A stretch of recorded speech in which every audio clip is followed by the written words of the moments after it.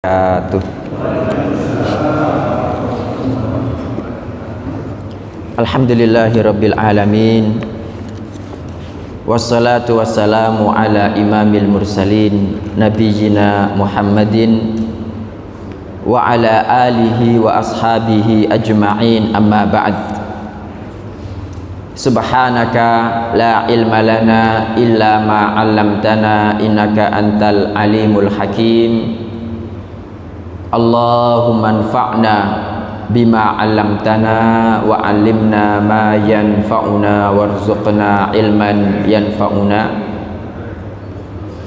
Allahumma la sahla illa ma ja'altahu sahla wa anta taj'alul hazna idza syi'ta sahla. Faj'al lana ya rabbana kulla syai'in sahlan muyassara.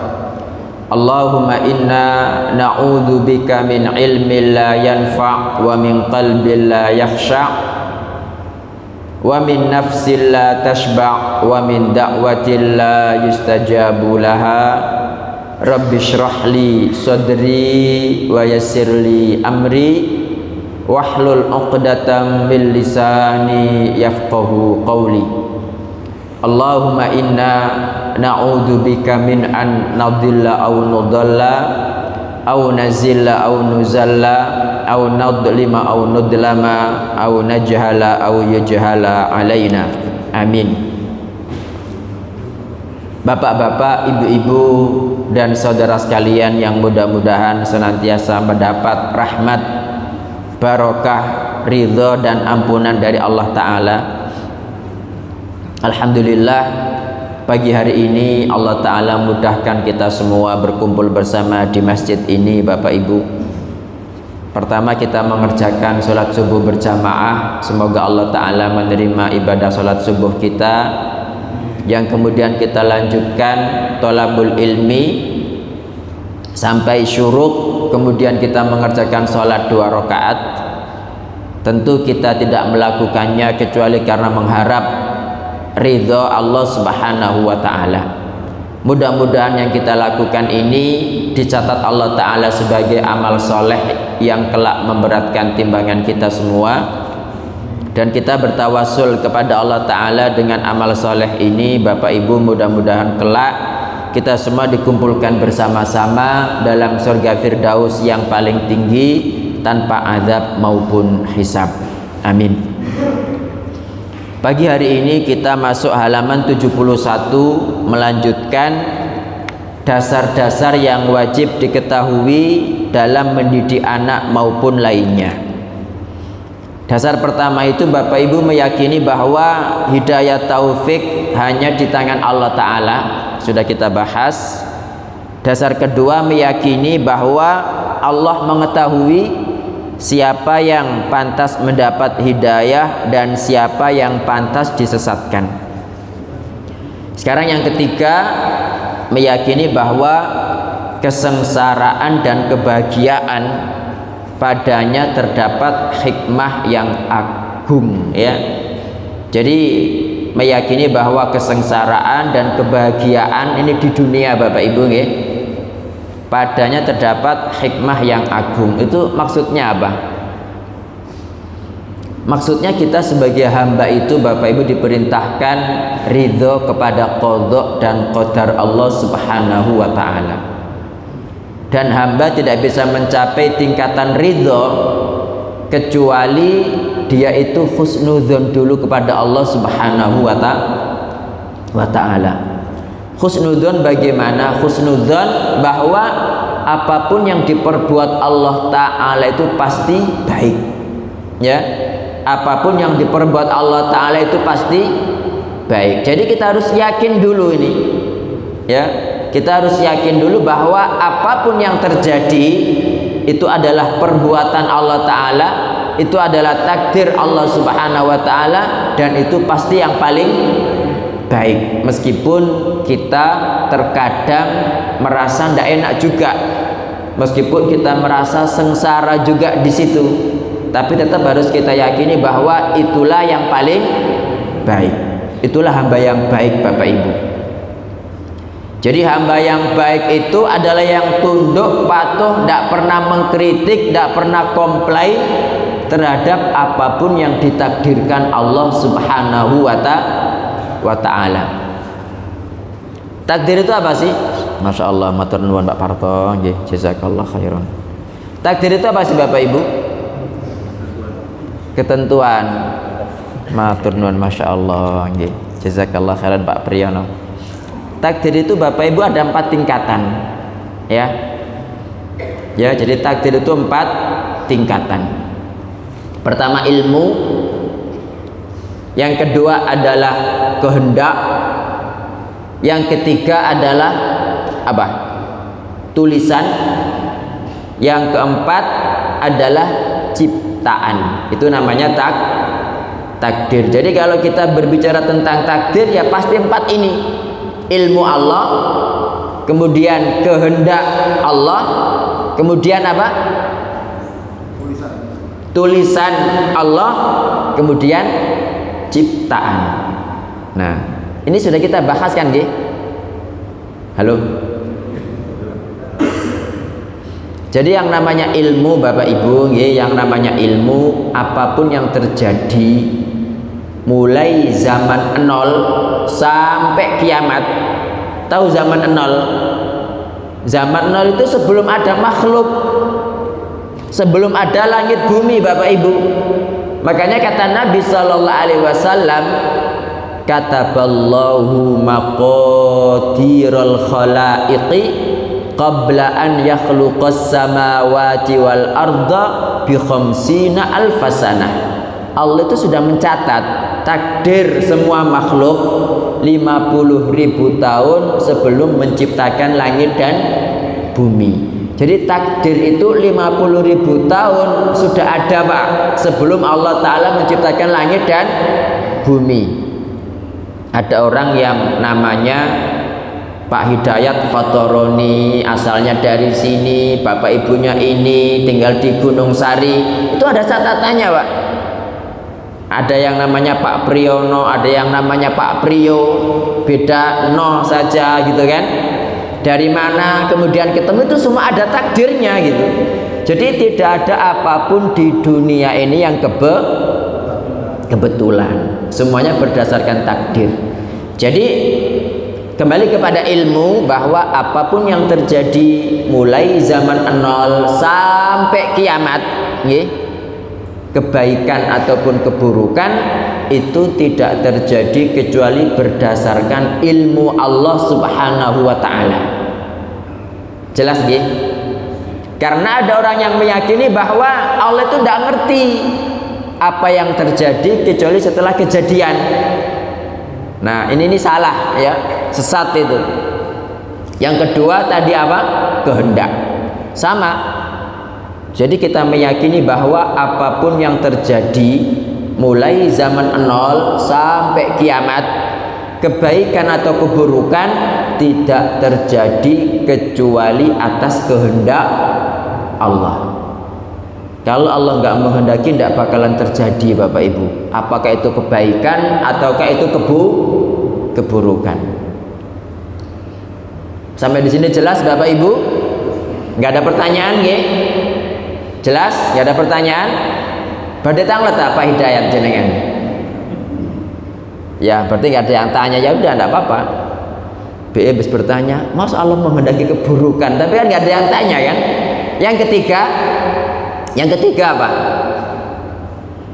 Halo? Yang ketiga tulisan. Sama Bapak Ibu, tinggal ganti tulisan aja. Apapun yang terjadi mulai zaman 0 sampai kiamat, kebaikan atau keburukan itu tidak terjadi kecuali karena Allah mencatatnya di Lauh Mahfuz. Makanya yang diciptakan Allah pertama kali setelah menciptakan arus adalah menciptakan kodok, kopiah, kopi, apalagi kolam, ya. Kolam itu apa? pena. Jadi yang diciptakan Allah Ta'ala pertama kali setelah menciptakan arsy adalah kopiah, kolam. Makanya Allah Ta'ala bersumpah dengan kolam ini pada firman-Nya, Nun wal qalami wa ma yasturun. Ya, itu kolam. Yang keempat apa? Ciptaan.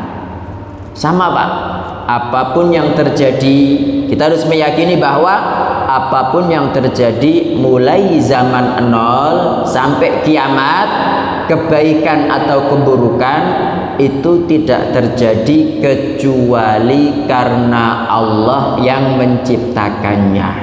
Itu namanya takdir.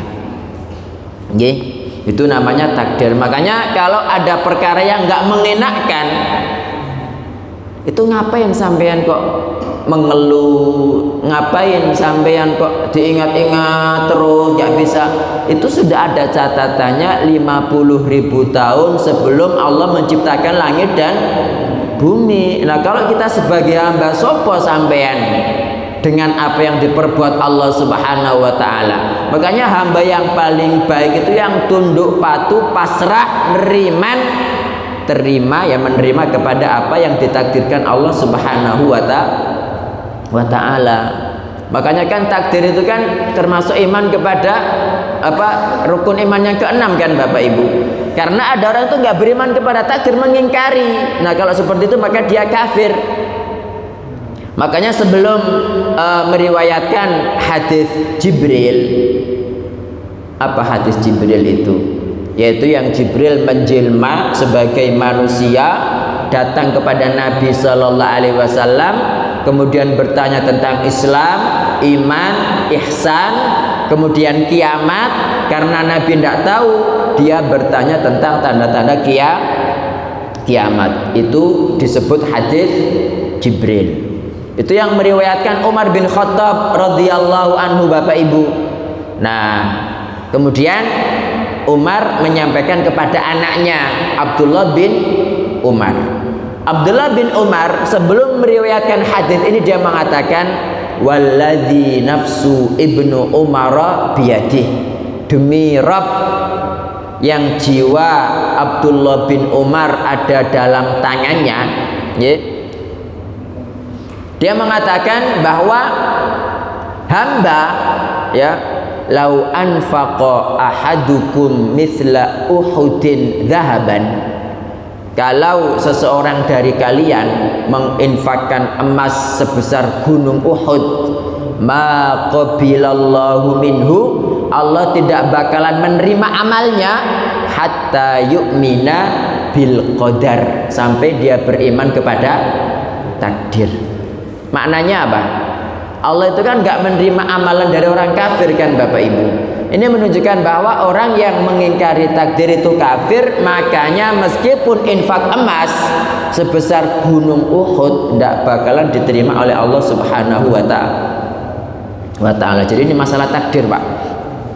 Nah jadi inti dari dasar nomor 3 ini kita meyakini kesengsaraan, kebahagiaan itu padanya ada hikmah yang sangat agung. Nah keterangannya apa? Yakni Allah menjadikan masalah sengsara dan bahagia di dunia loh nggih. Ini bukan di akhirat. Karena di akhirat sudah nggak ada taklif lagi. Di akhirat tidak ada yang namanya kewajiban, tidak ada lagi pahala maupun dosa. Di akhirat cuma panen aja, nggih.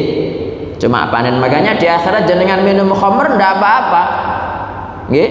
Jenengan misalkan di surga nanti ada istrinya, ada banyak bidadari.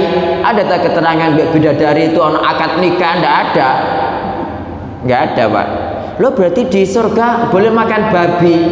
Ya Allah, jenengan lerone babi tok wae gana sing luwih apik ta. Karena ada orang bertanya begini Pak, lo berarti di surga boleh ngerokok ya? Panjenengan perokok sampean niku. Ono barang rokok kok diarep ora ono swarga lho. Enggak ono dijaluk sing luwih apik ta gitu. Mbok ala nabi ta, mbok fitme ta gitu lho. Nggih. Gitu Bapak Ibu. Bisa difahami nggih? Ini ngapunten saya nggak lama-lama, soalnya ada senam pagi kan jam 6 katanya tadi. Jadi paling setengah 6 sudah selesai ini. Saya nggak pengen mengganggu waktu jenengan semua. Gue telat sename, gue encon kabeh. Senam itu penting loh Bapak Ibu nggih. Nabi SAW mengatakan al-mu'minul qawiyyu, mukmin yang kuat, khairun lebih baik, wa ahabbu ilallah dan lebih dicintai Allah Ta'ala minal mu'minid dhaif daripada mukmin yang lemah. Makanya tambah tua seperti saya ini makanya hati-hati, olahragai harus continue, ojo saolan pisan biar tidak sakit-sakitan. Bismillah. Ini saya mau minum di video ini lah kan. Betul ya, anaknya ini lah jadi kan. Bismillah. Sampun? Senam ya? Bapak Ibu yang dirahmati Allah Ta'ala, kita lanjutkan ya. Jadi yakni Allah menjadikan masalah sengsara dan bahagia termasuk perkara gaib yang kita selaku hamba diwajibkan mengimani. Berarti jenengan Pak hidup di dunia, jenengan sengsara, jenengan bahagia, ini takdir. Jadi jangan pernah beranggapan bahwa ketika kita bahagia berarti sampai itu penduduk surga. Boten. Ketika panjenengan sengsara bukan berarti panjenengan penghuni neraka. Boten. Nah ini anggapan banyak orang. Ketika dibuat hidupnya enak, oh berarti Allah senang. Aku ndak blas. Jadi yang namanya sengsara bahagia itu sama-sama ujian. Allah berfirman, wa nabluukum bisyarri wal khairi fitnah. Kami menguji kalian dengan kebaikan dan keburukan sebagai fitnah. Makanya kan dibantah Allah Ta'ala kan keyakinan seperti ini dalam surat Al-Fajr kan. Gimana bunyinya? Fa ammal insanu idza mabtalahu rabbuhu fa akramah. Ya, fa akramahu wa na'amahu fa yaqulu rabbi akraman wa amma idza mabtalahu fa qadara alaihi rizqahu fa yaqulu rabbi ahanan. Kalla. Nah, jadi manusia ketika diuji Allah Ta'ala dengan kenikmatan, dengan banyak harta, dia mengatakan, wah ini berarti tanda Allah memuliakan aku. Sementara ketika Allah Ta'ala menguji orang ini sengsara, wah berarti Allah menghinakanku. Kata Allah, kalla, tidak. Itu bukan tanda hina, bukan tanda mulia, tidak. Karena orang kafir hidupnya enak-enak enggak. Banyak yang hidupnya lebih enak daripada orang Islam Pak. Ye? Jadi itu maksudnya begitu. Jadi ini perkara gaib, kita selaku hamba diwajibkan mengimaninya. Di samping pasrah. Nah, bahwa hal itu murni kebijaksanaan Allah, keadilan dan rahmatnya. Kemudian beliau berdalil tentang takdir yang tidak enak, yaitu kisah Nabi Musa dengan Nabi Khidir, yang waktu itu Nabi Khidir melihat bocah lagi main-main anak kecil terus dibunuh Pak. Orang tua punya anak, punya putu umur 4 tahun, 3 tahun, 5 tahun, lucu-lucunya ya dibunuh Pak, meninggal dunia. Enak enggak? Halo? Enggak enak Pak, sengsara. Nah, tapi seorang mukmin meyakini bahwa itulah yang paling baik meskipun tidak enak rasanya. Nah, itu ayatnya 80 Al-Kahfi. Wa ammal ghulamu fakana abawahu mu'minain. Wa amal ghulam, adapun bocah wahai Musa yang tak bunuh, ya, bocah kecil yang tak bunuh tadi, fakana abawahu mu'minain. Bapak ibunya itu adalah dua orang yang beriman.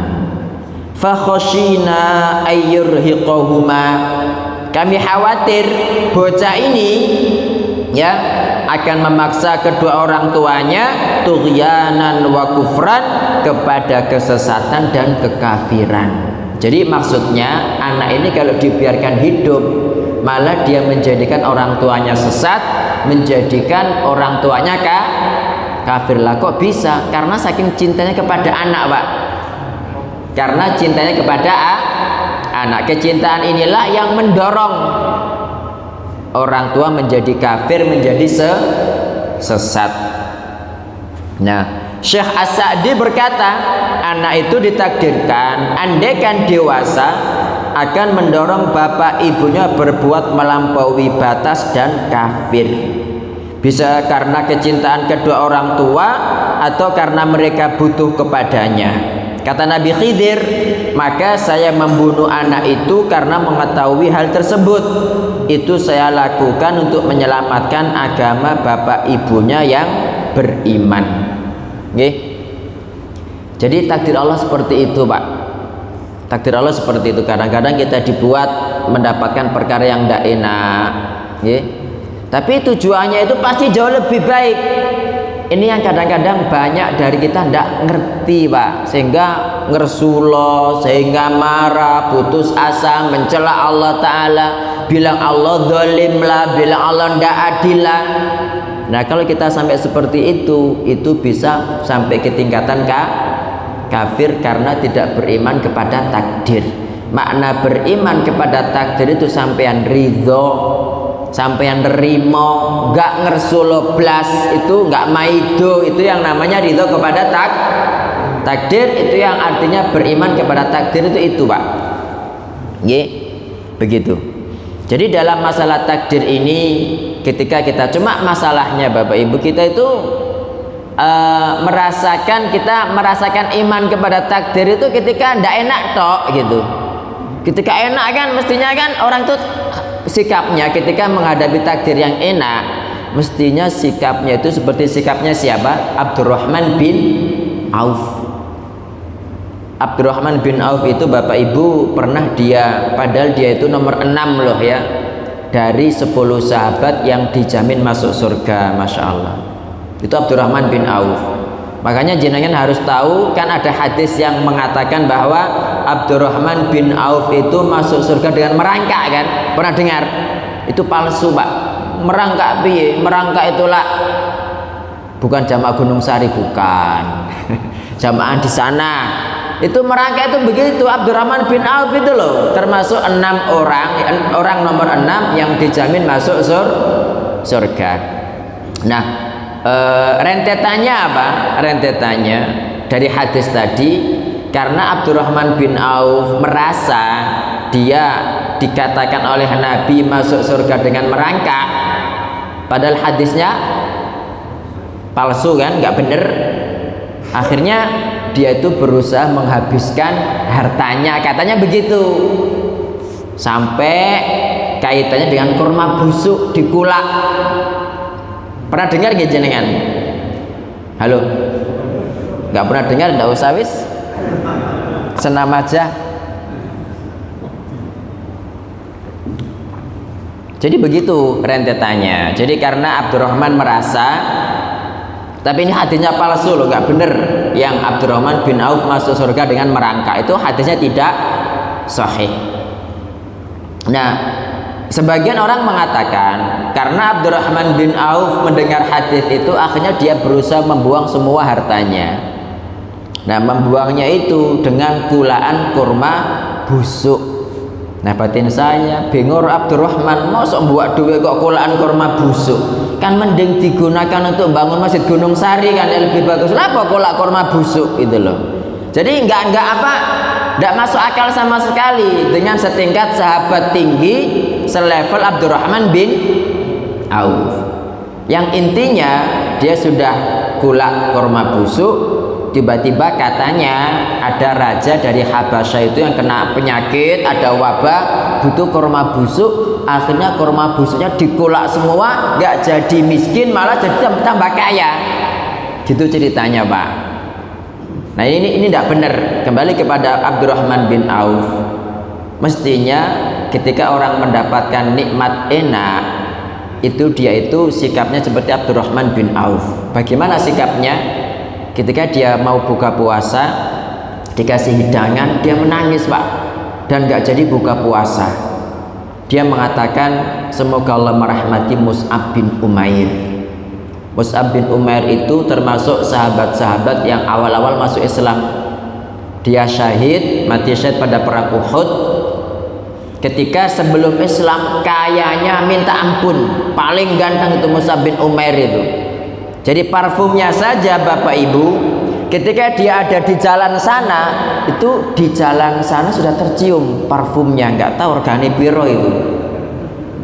Yaitu parfumnya Mus'ab bin Umair ketika masih kafir.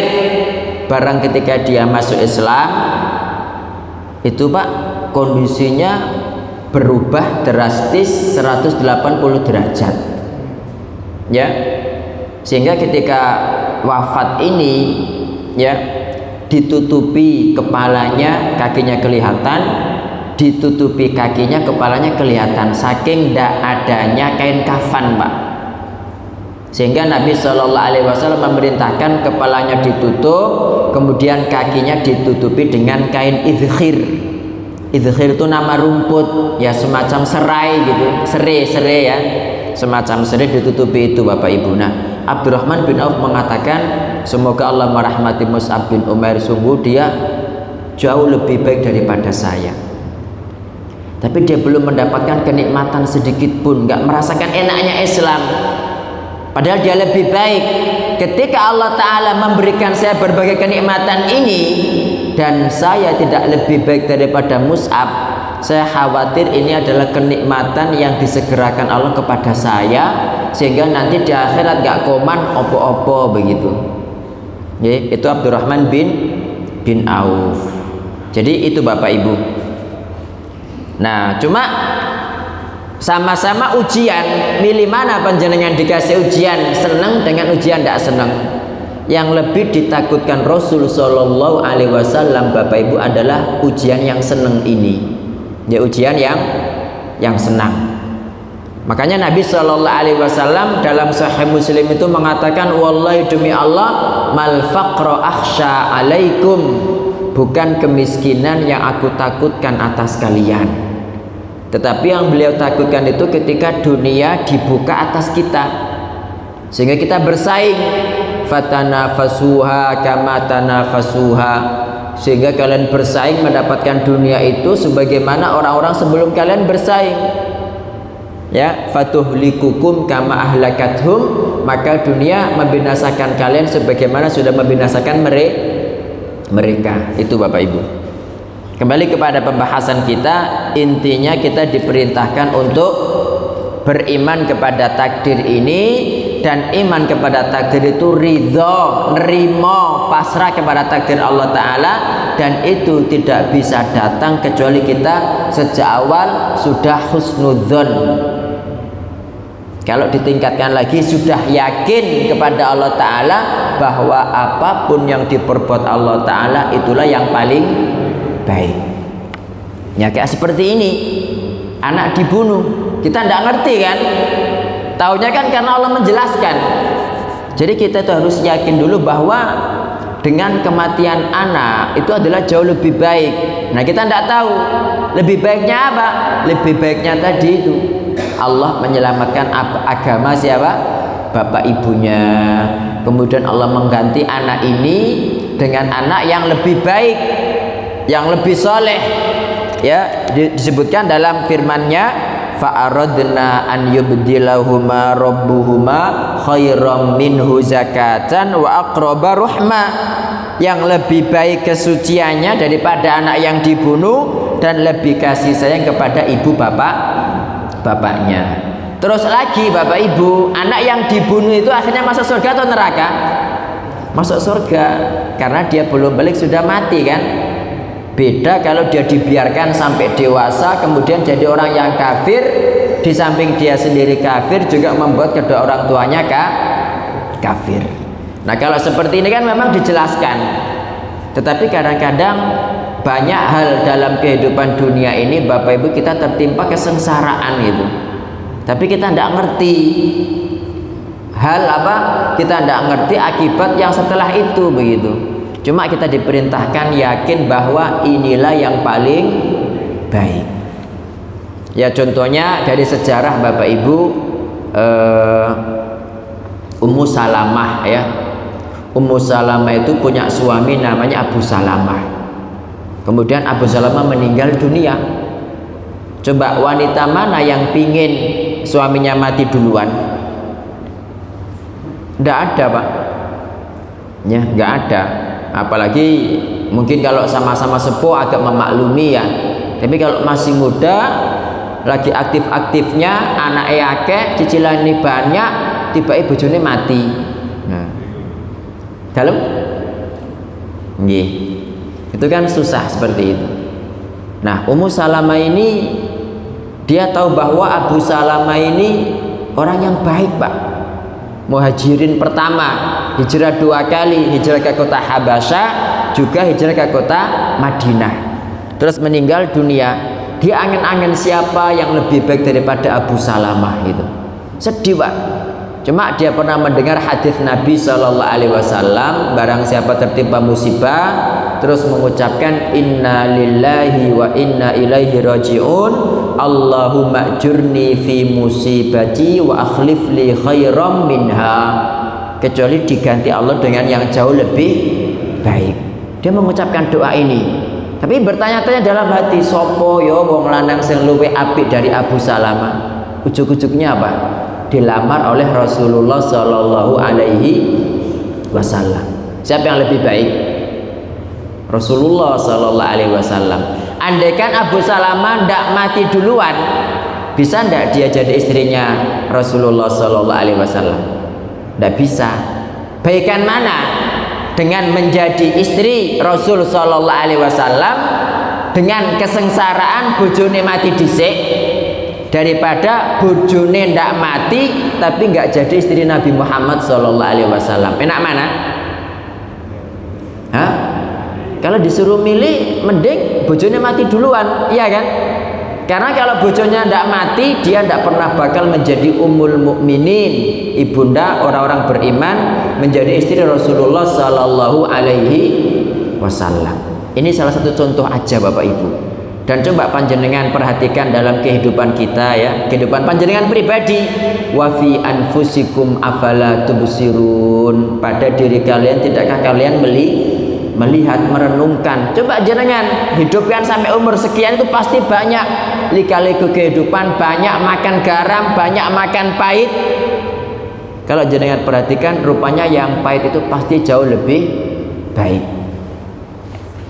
Ya, contoh lainnya Bapak Ibu, ya, contoh lainnya, saya sudah pernah bercerita kayaknya, gitu. Sudah pernah, gitu, Pak Hidayat. Jadi kisah raja dengan wazirnya, Bapak Ibu, sudah pernah perasaan kok. Ya mungkin gak di masjid sini paling.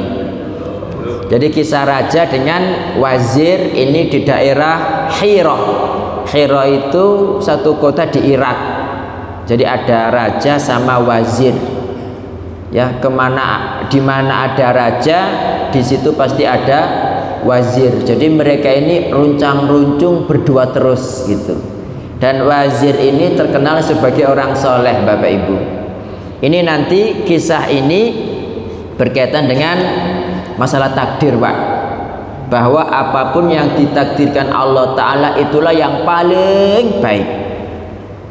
Nah, ini nanti kita jadikan sebagai kaidah dalam hidup kita, biar kita itu yakin kepada takdir.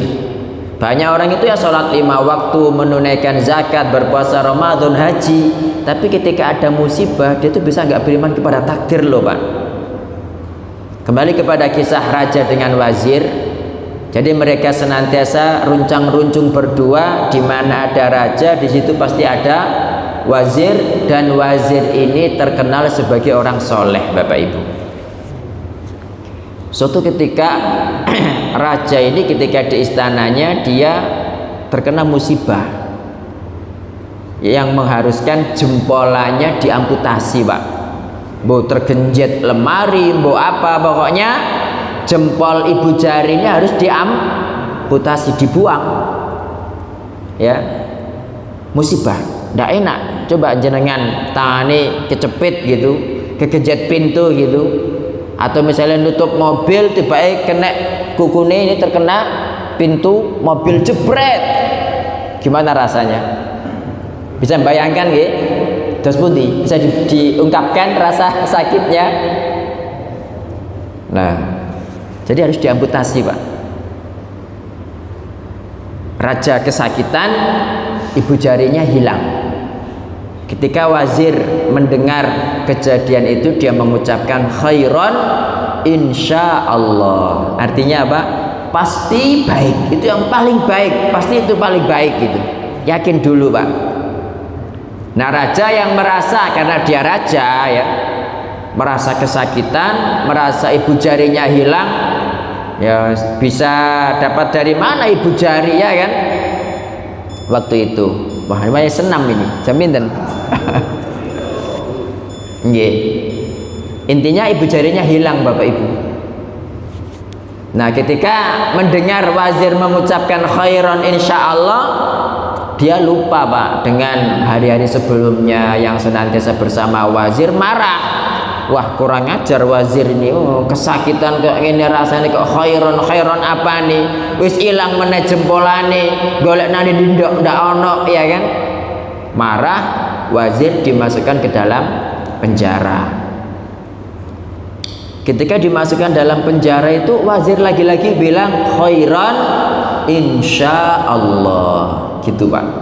Ya wis, sekarang wazir sudah nggak bersama raja karena di penjara kan. Beberapa bulan kemudian wazir keluar bersama dengan para pengawalnya itu berburu di hutan, Bapak Ibu. Berburu di hutan. Ya biasanya raja itu kan, dia itu kan menjadi berkuasa kan ono pas pampres ya kan. Coba kalau ono pas pampres lah diidoni wong akeh. Ya apa enggak? Jadi dia itu kebal karena ada pas pampres gitu. Berapa kilo senang dindi kan ono titike itu. Nah, ini rupanya dia tersesat jauh dari para pengawalnya. Balelo akhirnya nggak tahu mana-mana, nggak tahu jalan. Tersesat, ditangkap orang-orang hutan, Pak. Orang-orang hutan itu penyembah berhala yang kebetulan mencari sesembahan untuk berhalanya. Ditangkaplah si raja ini, mau dijadikan sebagai persembahan kepada berhalanya. Nah, ketika mau dipersembahkan, dijadikan sesajen untuk berhalanya, diperiksa mulai rambut sampai kakinya. Loh, gono jempolane tibae. Ndak boleh ini. Kalau dipersembahkan kepada berhala Tuhan mereka ya, itu harus yang sempurna, nggak ada aib belas, nggak ada cacat belas. Ini gono jempolane ndak boleh gitu. Akhirnya raja dilepaskan, nggak jadi dijadikan korban. Wah, gembiranya minta ampun, ya Allah, rupanya di sini perkataan wazir itu. Ini jempolan daerah wis gak balik gitu. Jadi gara-gara jempolan hilang, akhirnya dia selamat, ya diselamatkan Allah Subhanahu wa taala. Ini loh Bapak Ibu pengaturan Allah itu. Makanya Ibnul Qayyim rahimahullah mengatakan, kalau Allah itu tahu seperti apa pengaturan yang sudah direncanakan Allah buat hamba, pasti hamba itu sangat cinta kepada Allah Subhanahu wa ta'ala. Yang menjadi masalah itu hamba itu banyak suudzon kepada Allah Ta'ala. Gorong-gorong wis suudzon, gorong-gorong wis bangkel. Coba jenengan ya punya anak misalkan, wis orang tua itu kan tahu kan yang terbaik buat anaknya kan, kawe cilik wis diatur direncanakan, tipe anaknya gak gelem, marah ndak jenengan? Jenengan aja marah, dan ya Allah Subhanahu wa ta'ala gitu, Pak. Bisa dilanjutkan? Ya. Akhirnya dia kembali ke istananya, Pak. Pertama kali yang ditemui adalah wazir. Dirangkul wazir itu, ya Allah Zir, bener ucapan penuh gitu kan. Wis pokoknya khairan insyaallah. Kalau misalnya jempolanku ndak hilang, wis gak bakalan ketemu sampean selamanya gitu. Cuma ada sesuatu dalam hati saya yang ganjel si Anzir. Saya butuh jawaban ini. Ketika sampai dijebloskan penjara, itu saya mendapatkan laporan sampean juga mengucapkan khairan insyaallah. Nah, khairnya di mana? Penjara sempit, lembab, pengap, akeh kecoake, jauh dari anak istri, makanan juga ndak enak. Kok bisa mengucapkan khairan insyaallah? Di mana letak khairnya kan begitu? Lu jelas khair. kalau saya tidak masuk penjara pasti saya ikut bersama sampean, sementara saya yang sempurna. Bayangkan Bapak Ibu loh, ya kan? Jadi sampai seperti itu gitu, ya Allah. Nah ini yang kadang-kadang kita tidak ngerti Pak, sebagai manusia itu kita mengedepankan ngersullah, mengedepankan suudzon, mengedepankan marah. Ketika marah ya Allah itu marah. Makanya kayak wanita yang niyaha, tahu nggak wanita niyaha? Yang niyaha itu apa bahasa Indonesianya? Niyaha itu yang menangis, nggak terima, menampar pipi ya, sambil mengucapkan macam-macam yang intinya dia nggak terima dengan takdir. Allah marah Pak, karena dia tidak terima, seakan-akan sing nguripi dia itu bojone atau bapake atau saudarane, kan begitu. Allah nggak dianggap belas. Makanya Nabi SAW mengatakan an-naihatu, wanita yang niyaha, meratap ya, idza lam tatub qabla mautiha, kalau nggak tobat sadurunge mati titenono ya gitu kasarannya ya. Idza lam tatub qabla mautiha, kalau tidak bertobat sebelum mati, tuqamu yaumal qiyamah, akan dibangkitkan pada hari kiamat dalam kondisi apa? Alaiha sirbalun min qatiran, dia akan memakai apa? Sirbal itu baju panjang, min qatiran dari tir aspal panas, wadirun min jarab, di samping ini aspal panas, terus dikemuli dirak. Dirak itu baju besi, tapi min jarab dari penyakit kusta. Nggak tahu gimana bentuknya itu, wallahu alam. Cuma ini yang jelas ini ancaman Pak, karena itu adalah perbuatan dosa besar gitu. Jadi intinya poin ini kita itu ya, halaman 72, intinya Allah menjadikan orang tua sang anak sengsara dengan dibunuhnya anak tersebut. Nah kita tidak tahu, tapi kita harus yakin bahwa itulah yang paling baik. Tapi di balik kesengsaraan itu sebenarnya Allah menghendaki kebaikan bagi mereka, yakni menyelamatkan agama mereka dan mengganti untuk mereka dengan anak lain yang saleh. Sama seperti masuknya Nabi Yusuf ke dalam penjara Pak. Ada yang mengatakan begini Bapak Ibu ulama tafsir itu, Nabi Yusuf itu kan dipenjarakan lama, 15 tahun, 25 tahun gitu. Ada yang mengatakan demikian, tapi ya kita tidak berat kemudian mengatakan, karena beliau seorang nabi kan juga satu. Tapi kaidah di sini itu makanya ini ngomong hati-hati. Kalau berdoa juga kepada Allah juga hati-hati Pak, karena kadang-kadang Allah mengabulkan apa yang kita pinta. Ketika Nabi Yusuf itu masuk penjara lama ya, itu beliau mengatakan, ya Allah cek suwine penjara gitu. Allah menjawab, itu loh doamu dewe gitu. Dan memang silakan panjenengan buka dalam surat Yusuf ya.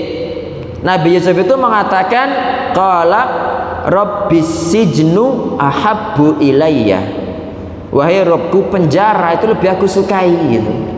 Andaikan kamu menyebut selain penjara, itu yang kami berikan. Ayat berapa itu Bapak Ibu? Surat Yusuf ayat 33. Surat Yusuf ayat 33. Qala rabbis sijnu ahabbu ilayya mimma yad'unani ilaihi. Itu doa beliau, wahai Robku, penjara lebih aku sukai daripada ya ajakan-ajakan para wanita itu gitu. Wa illa tasrif anni kaidahunna, kalau engkau tidak mengalihkan aku dari tipu daya mereka, asbu ilaihin, pasti aku cenderung kepada mereka, wa akum minal jahilin, dan aku menjadi orang-orang yang jahil gitu. Nah kaitannya Bapak Ibu masuk penjara enak enggak? Masuk penjara enggak enak. Cuma Allah Ta'ala menjadikan Nabi Yusuf masuk penjara itu untuk menyelamatkan agama beliau. Makanya pada ayat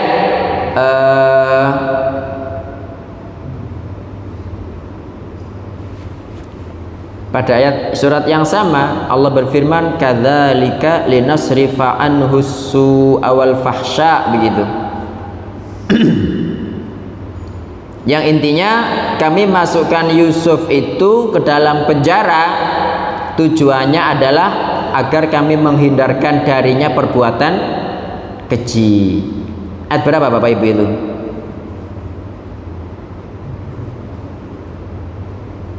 Halo? Ayat 24. Ayat 24 ya, Allah berfirman pada pertengahan ayat, kadzalika linasrifa anhu su'a wal fahsya innahu min ibadinal mukhlasin. Nggih, jadi intinya kita diperintahkan sebagai hamba untuk apa? Yakin kepada Allah Ta'ala bahwa segala yang ditakdirkan Allah meskipun ndak enak, itulah yang paling baik. Itulah yang paling baik. Nggih, senam. Nggih. Mungkin ada pertanyaan Bapak Ibu, monggo silakan. Nggih, monggo. Di 50 tahun sebelum Allah menciptakan bumi sisinya, Langit bumi, nggih. tertulis di Lauhul Mahfuz. Bagaimana dengan kehidupan setelah kiamat? Bagaimana dengan kehidupan setelah kiamat? Oh, nggih. Itu apanya maksudnya? Kehidupan setelah kiamat itu apa? Masuk dalam takdir sih. Oh gitu, nggih. Nggih, jadi beliau bertanya, tadi kan dijelaskan bahwa Nabi Shallallahu Alaihi Wasallam itu bersabda, yang intinya takdir itu sudah diciptakan Allah Ta'ala 50.000 tahun sebelum menciptakan langit dan bumi. Nah, bagaimana dengan kejadian setelah kiamat? Apakah termasuk takdir juga? Jadi yang namanya takdir itu sampai kiamat, yaitu takdir. Adapun setelah masuk surga dan neraka, setelah di akhirat, wallahu a'lam, karena sudah tidak ada taklif. Taklif itu kan beban, tidak ada wajib, haram, makruh, mubah, itu sudah tidak ada Bapak Ibu. Makanya tadi kan saya mengatakan, boleh tidak jenengan di surga minum khamr? Boleh, cuma khamrnya kan beda kan, khamratil ladzatil lisyaribin kan begitu, khamr yang lezat bagi orang-orang yang minum. Tadi saya mengatakan jenengan ketika masuk surga dengan bidadari pakai akad nikah apa enggak? Ada tadi riwayatnya akad nikah dhisik, 2 orang saksi dengan 1 wali gitu, enggak ada. Nah ini berarti maknanya ketika enggak ada taklif maka tidak ada takdir. Wallahu a'lam. Jadi takdir itu sudah sampai kiamat saja. Adapun setelah kiamat tinggal manen hasil, tinggal manen takdir tadi itu. Orang berbuat baik, orang berbuat buruk, itu juga takdir Allah Subhanahu wa ta'ala. Makanya orang Jabariyah mengatakan, ya wis berarti kan semuanya berdasarkan takdir, wis kita nggak usah ngapa-ngapain. Enggak, wong Allah Ta'ala ngasih kita pilihan kok. Kita bisa milih apa enggak? Jenengan sekarang duduk di sini, itu saya paksa atau jenengan yang milih sendiri? Milih sendiri kan? Jadi kita punya pilihan, kita punya kehendak. Jenengan mau pulang sekarang, terserah jenengan. Jenengan mau lanjut sampai syuruk, dapat pahala haji umrah kan, jenengan sendiri yang milih kan. Jenengan tahu nih pulang apa yang didapatkan, kalau di sini sampai syuruk apa yang didapatkan kan tahu kan. Nah, jadi itu bedanya kita dengan orang-orang Jabariyah. Kalau Jabariyah menganggap kita nggak bisa ngapa-ngapain karena semuanya berdasarkan takdir. Tapi kalau ahlu sunnah wal jamaah memang benar, tetapi ditambahkan 1 poin, kita punya pilihan, kita punya kehendak gitu loh. Wahadainahu najdain, kata Allah, kami memberi dia 2 jalan kan. Kita tahu mana yang benar, mana yang salah, tinggal kita milih. Sampean milih yang mana, yang benar atau yang salah. Insyaallah begitu, wallahu taala a'lam. Monggo yang lain. Monggo Pak, nggih. Saya teruskan saja. Jadi kan tadi ada 2 pilihan. Nggih. Apa itu juga saya memilih misalnya A, dan saya juga itu takdir saya harus memilih itu. Ulang ya?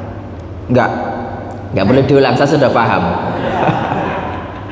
Beliau bertanya, kan tadi kan dikatakan ada pilihan, ya, ada pilihan. Nah, ada A, ada B, ada baik, ada buruk.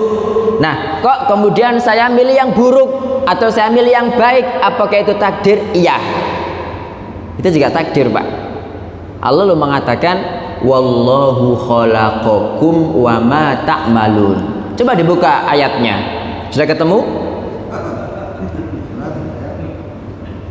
Surat Al-Qur'an. Jenengan baca dari awal sampai akhir lah ketemu. Nggih. Surat As-Saffat, Bapak Ibu. Surat keberapa As-Saffat itu? Ayat 91. Surat berapa As-Saffat? Bukan As-Saff loh, nggih. Ada As-Saff, ada As-Saffat. As-Saffat itu sebelum Yasin kalau nggak salah. 36, 35 atau 37 begitu. Surat keberapa? Halo? 37 ayat berapa Pak Priyo? Pak Priyono? Ayat 91. Gimana bunyinya? Wallahu khalaqakum, Allah yang menciptakan kalian, wa ma ta'malun, dan apa yang kalian kerjakan. Jadi yang kita kerjakan itu juga ciptaan Allah. Jadi kalau tadi panjenengan bertanya saya milih A atau saya milih B, itu pekerjaan berdasarkan takdir Allah Subhanahu wa taala juga. Memang Allah mentakdirkan itu, tapi nanti hasilnya dinisbatkan kepada panjenengan. Paham nggih? Misalkan ada orang nyolong, ya. Nyolong itu kan dipotong tangan kan dalam Islam. Apakah yang nyolong itu si dipotong ini ya bu, jangan saya, boleh ndak? Ndak bisa. Makanya ketika ada orang yang mencuri kemudian dibawa kepada Umar bin Khattab, dia berkata aku nyolong loh berdasarkan takdir gitu. Ya anggapannya iki takdir Allah, jangan potong tangan saya wong takdir kok gitu loh. Enake sak enake dhewe gitu. Akhirnya apa kata Umar? Kita juga memotong tangan sampean berdasarkan takdir. Makanya Bapak Ibu kalau ada orang, makanya tidak boleh bermaksiat kepada Allah Ta'ala beralasan ini adalah takdir, tidak boleh. Makanya kalau ada orang yang melakukan dosa ya, kemudian dia mengatakan lo jangan menghukum saya, cok nyela dosa yang mau kita takdiri ngono kok. Bener tidak dia ngomong begitu? Nggak bener. Tapi ini jenengan oh ya bener ya. Ya keplakan kepala ceplak gitu. Nggak boleh marah, takdir juga ini, gitu loh. Ya, kan sama-sama takdirnya kan. Jadi panjenengan berbuat baik, panjenengan berbuat buruk itu juga berdasarkan takdir. Kembali kepada ilmu, kehendak, tulisan, ciptaan gitu. Karena kalau ini dikatakan bukan takdir, lah jenengan lebih hebat, Allah nggak ngapa-ngapain lah kan gitu. Jadi semua yang terjadi di muka bumi ini Bapak Ibu itu terjadi berdasarkan takdir. Nah berkaitan dengan poin kedua, tadi kan saya bertanya, cuma kan nggak ada yang bertanya, makanya nggak tak jelaskan. Terus ngerti KB. Masa Allah itu kok berkehendak ya, atau melakukan perkara yang buruk ya kan? Ya apa enggak?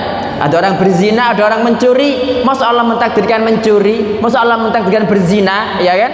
Jawabannya iya. Nah coba kalau Allah nggak mentakdirkan, lalu kekuatan setan, paham nggih? Halo, iki jeru iki soalnya. Mboten ku tewas, kayak so konsentrasi sename, kok iling-ilingan ini. Nggih, jelas Bapak Ibu nggih? Ada yang ditanyakan Bapak Ibu? Halo? Cekap nggih, alhamdulillah sudah 57. Nggih. Terima kasih Bapak Ibu atas pertanyaannya. Kurang lebihnya saya mohon maaf jika ada yang atas pertanyaannya, perhatiannya. Kurang lebihnya saya mohon maaf jika ada yang benar itu semata-mata dari Allah Subhanahu wa taala.